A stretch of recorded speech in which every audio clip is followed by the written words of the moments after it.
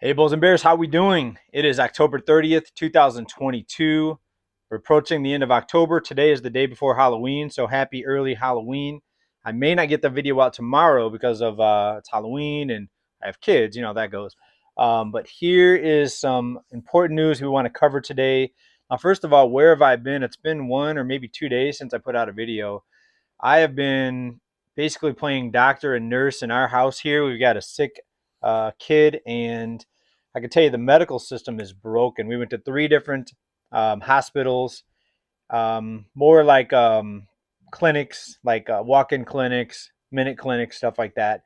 Could not treat my kid for what his ailment was. And there's a lot of stuff going around right now, by the way. So we ended up going to Rady's Children's Hospital today. Rady's Children's Hospital just got back a few minutes ago. 2.5 to 3 hour waits to get in to get a kid checked, and it's just kids there. The medical system is so overburdened, and the medical workers are so overwhelmed. I actually felt sorry for all the workers that I saw there, and some of them just looked like they were getting ready to jump off of a cliff.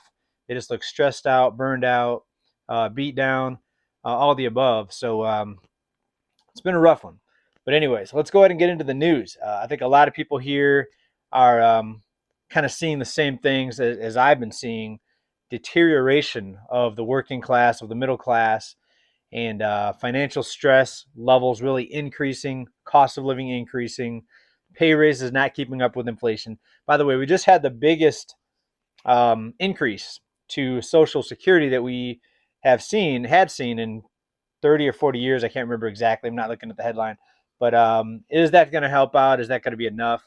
Well, it's not a solution. It's not going to stop inflation, right? So you can keep on pushing for higher wages and raise the minimum wage, and you can hold picket signs and yell and scream, and you can demand that Social Security gets increased, but it's not going to fix the underlying issue. And that's the thing here we like to look at. We like to look at the underlying issue, right?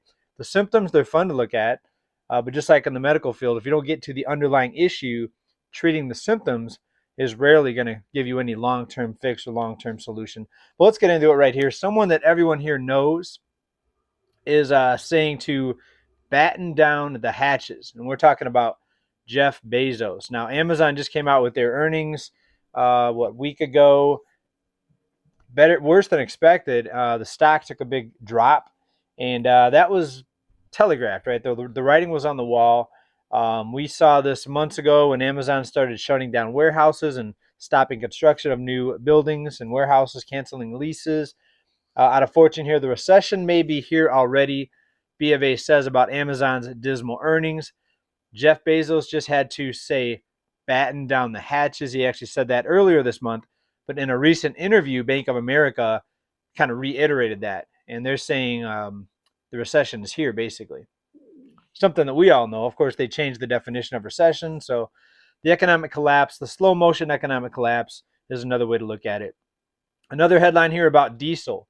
We all know that diesel prices are high, the highest they've been in decades. Also, they've stayed up there now longer than what we saw back in 2008. In 2008, they spiked over $5, but they didn't stay there that long. Now they've been staying up there. They've been hang time. They've been elevated for a while.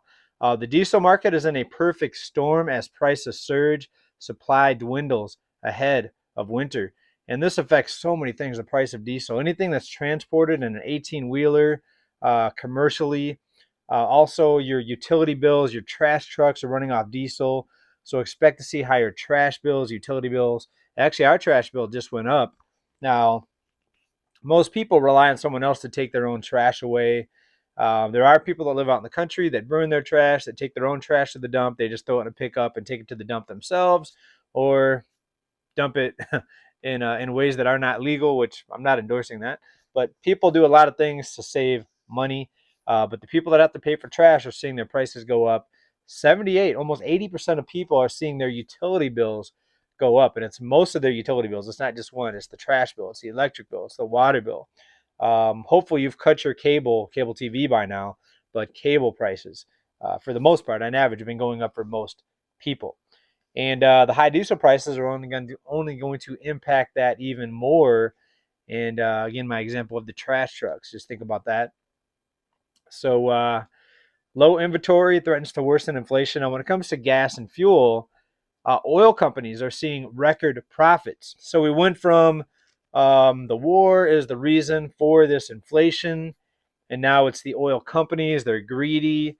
They're squeezing the consumer. They're getting everything they can from the consumer, and they need to lower their prices. We see politicians out there urging companies to lower their prices.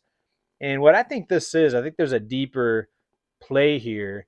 I think this is going to be a reason to nationalize the oil and fuel industry. And we all know what happens when the federal government gets involved in anything is things get worse, right? Look at the war on drugs that's been going on for 50 years now. We see record people, getting injured and dying from overdoses. War on drugs failed. The war on poverty. How many decades has that been around?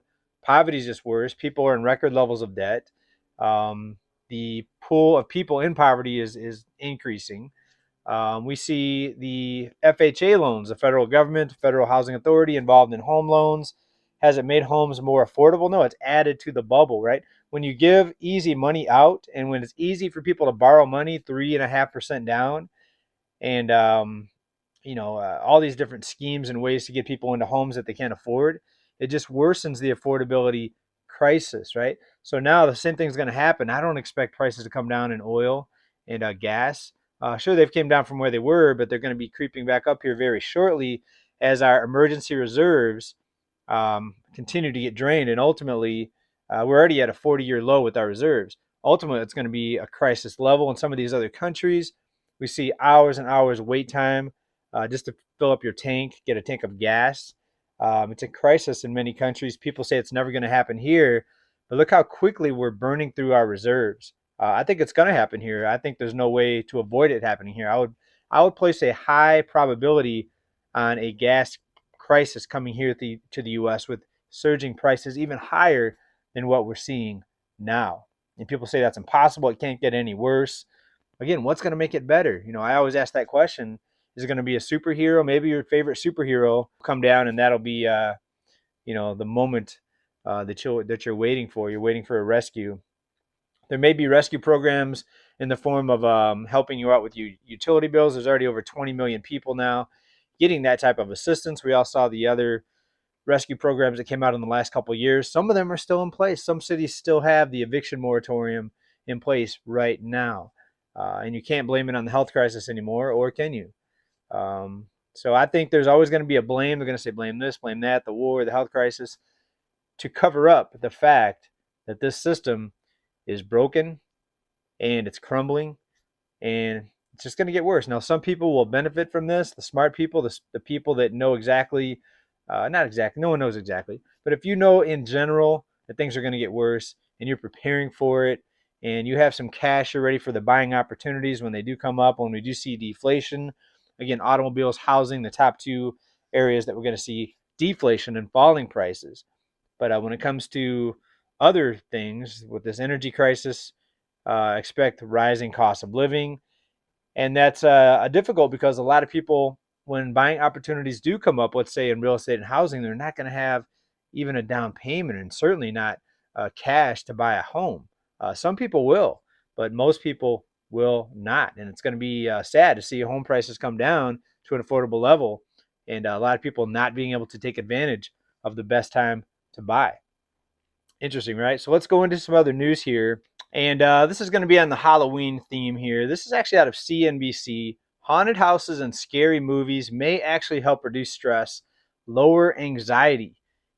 And this article talks about how to go to haunted houses, blah, blah, blah, watch scary movies.